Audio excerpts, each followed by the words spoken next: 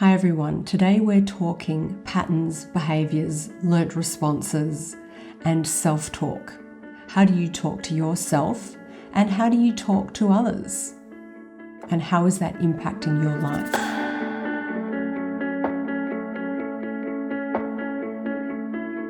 Often we're so caught up in what we're doing and just in reaction mode and automatic mode that we don't really pay attention to how we're behaving. One way to get familiar with yourself is to start really observing and paying attention to your patterns and behaviors. And by that I mean how you respond to things when you're put under pressure, maybe even when you're not under pressure. How do you respond and what are the comments that come out of your mouth? And how do you talk to yourself? We'd notice that it's not our best choice, perhaps, and it's not in our best interest to react in a certain way. You've got to push the ego aside and think, this is not a competition between myself and the other person. They're just highlighting and presenting to me an opportunity to grow, to evolve and become my best self. And you can therefore thank them for that. It doesn't mean you have to like what they've done or said or how they've behaved, but you learn from it. You don't put yourself in that situation again, and you perhaps don't react the same way. So when we start to observe, taking a step back and observing what comes out of your mouth when you're under pressure. How do you say it? What are you thinking? This observation gives you the first step towards awareness. If you're always in the reactive state, you're pretty much operating unconsciously and unaware and walking around in a coma. And unfortunately, you may think you've got free will and you're choosing what you'd like to do and how you behave and how you speak. But really, if you begin to observe, you'll realize that you're just a series of learnt responses and behaviors. You've picked up familial traits. It's in your DNA. You've observed, you've learnt that, and you're reacting on impulse. Let's look at your general approach to life. Are you quite optimistic? Are you in a state of hopeful anticipation, excited anticipation? Or are you dreading things and expecting things to turn out for the worst? Now, the good news is you're such an amazing creator. You are the creator of your own life. And everything being presented to you is a reflection of the way you think, act, behave, and what you listen to, who you hang around with, all of it. So once we've become slightly more aware and we've practiced listening to ourselves and observing ourselves and our behaviors, we might find that we're quite repulsed by some of our behaviors and we don't like it. And therefore, we can begin to choose to operate slightly differently perhaps the next time these things come around. Now, these reactions are based on past conditioning, learnt from experiences, processed through sadness or abuse. So these responses create an amazing effect in our body. They feel comfortable, they feel familiar, and they set up a whole series of chain reactions. So you can think of something and feel instantly super sensitive, anxious, fearful, maybe even just fall into a puddle of tears because it brings back such strong emotions and such a strong learnt response that you immediately travel back in time to all those times where that's happened before and it didn't feel great. If you're a pessimist, for example, and you're always finding fault or blame in others, and you're looking at things quite negatively, you're going to get what you're looking for. It's self-fulfilling. You're expecting the worst, and that's in your mind. That's how things are. So you're going to notice all of the things and attract that vibration of negativity, of things going wrong, of people ripping you off, of losing things, because you've trained yourself that way, and that's the vibration you give off. So if you want to begin to change these things, you have to take a good hard look at yourself and get to know yourself, and that's often the hardest part. So as a creator, as I've mentioned, you're creating an environment around you and drawing people towards you according to your beliefs, according to your past experiences and the way you've been brought up and handled things in the past, the emotional reactions you've had, and you're a whole series of programming. So why not instead challenge yourself to start creating consciously? That means not on automatic. So something happens. Instead of going to your first learnt response, you need to learn to pause. Observe the situation and think, as I like to tell people, what would love for myself do right now? What is in my best loving interest for myself, for my greater good, and how should I behave in that situation given my new parameters of awareness and choosing for my greatest good, and also a love for myself. This way you can begin to take back your power, your personal power. You haven't given it over to a situation, you haven't given it over to an emotional response, and you haven't given it over to your mind, which will behave like your ego to keep you safe and to do things the way they've always been done. So if you can take out the ego a little bit out of this equation, it's not you against everybody else. It's only you with a reflection of yourself being held up to you all the time. How would you then react?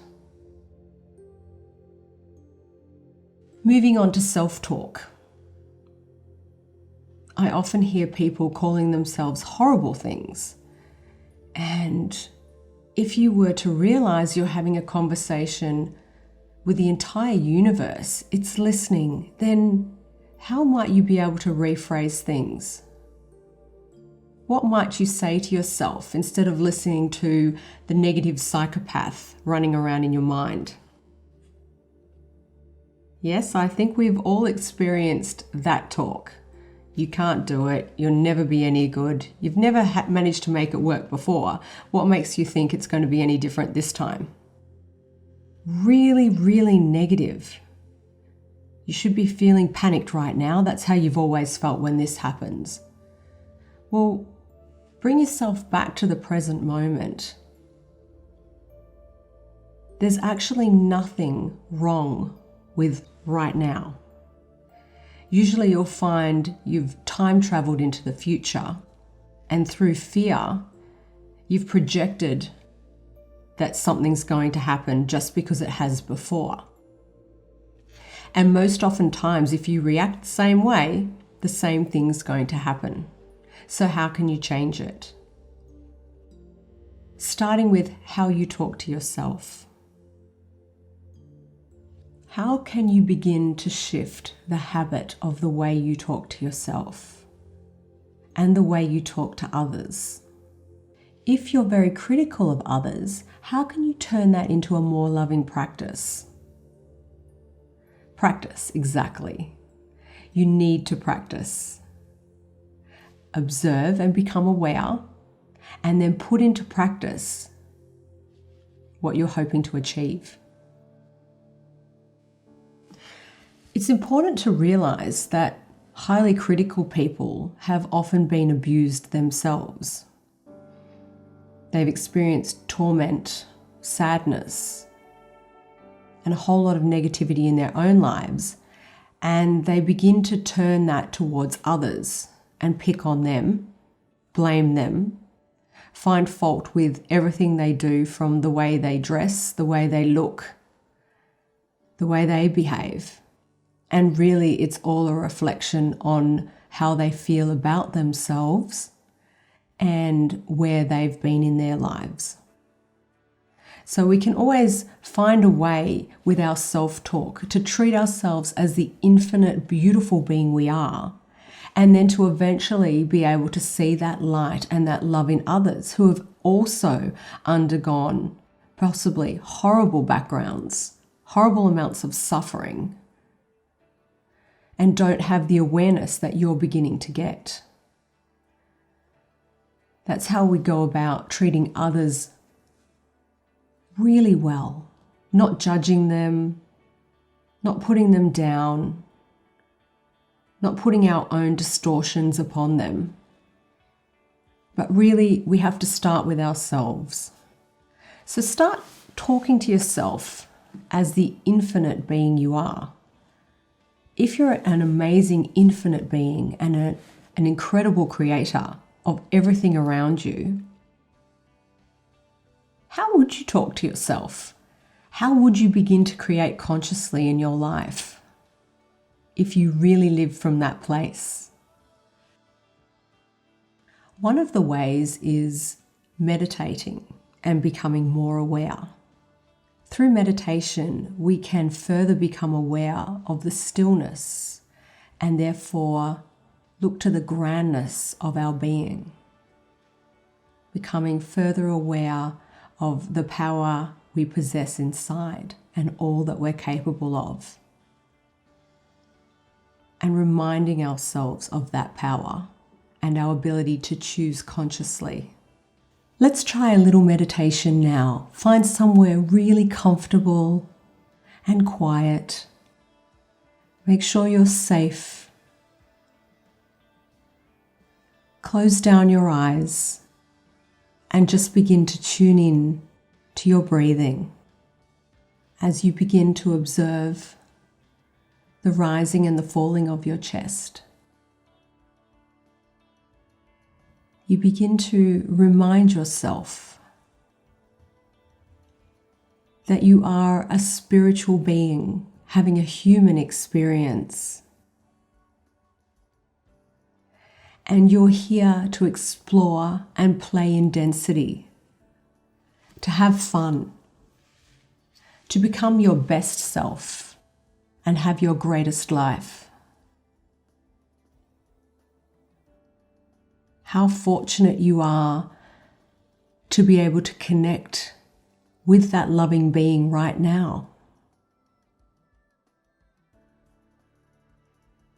I encourage you to keep focusing on your inhale through the nose and the exhale through the nose. Becoming aware of the top of your head,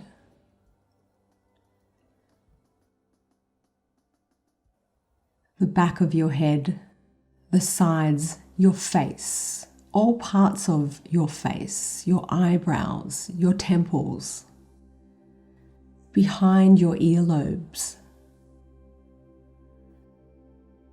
your cheeks, your nose, your chin, your upper lip,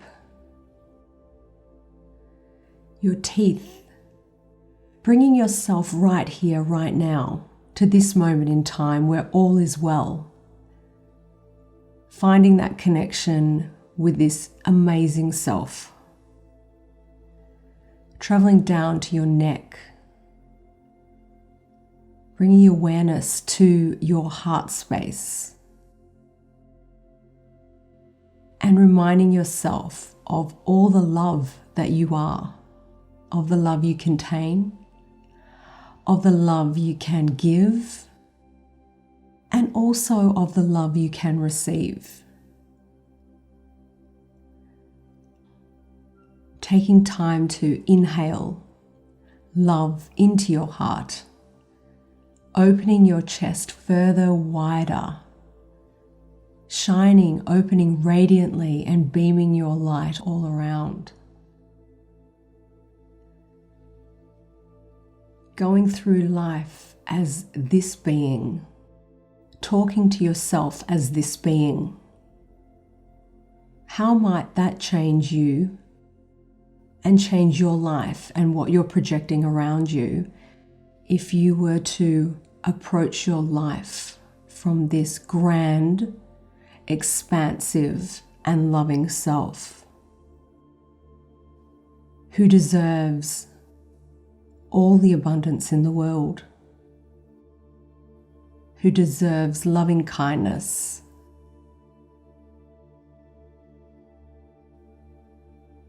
whose innate and natural state is happiness, love, care for the self, connection with your spirit, connection with nature, and connection to all things. I urge you to keep inhaling more love and feeling your heart, noticing your chest cavity having so much space inside for all of this love. The love for you, the love for your life, and the love for others. Keep breathing and feeling this love, this lightness, and this light within you. And remind yourself as often as you need to of the amazing creature you are, the infinite being with astounding talents, lots of experiences, and room to grow all the time, and invite in this loving vibration all around you. Thank you.